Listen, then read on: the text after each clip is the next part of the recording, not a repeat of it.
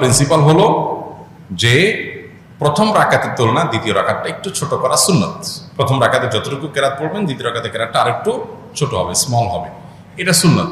কিন্তু এটা যদি ব্যত্যয় হয়ে যায় তাতে কোনো মহাভারত শুদ্ধ হয়ে যাবে না, মহাভারত শুদ্ধ হয়ে যাবে না, অর্থাৎ কোনো সমস্যা হবে না, যা আছে তাই থাকবে, নামাজ হয়ে যাবে।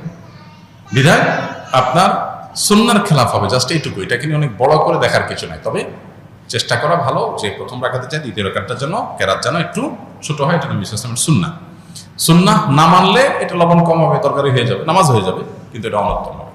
আর ধারাবাহিকতা রক্ষা করাও সুন্নাহ, যেটা আপনি বলেছেন যে ৮০ নম্বর সূরা পড়ছেন প্রথম রাকাতে, তার এরপরে ৮১ নম্বর পড়বেন, এভাবে ধারাবাহিকতা, তারপরের গুলো পড়বেন। উল্টা দিকে পড়লে নামাজ হয়ে যাবে, কিন্তু ইচ্ছাকৃত এরকম করাটা মাকরুহ, ইচ্ছাকৃত এরকম করাটা অনুচিত, নামাজের কোয়ালিটি নষ্ট করবে।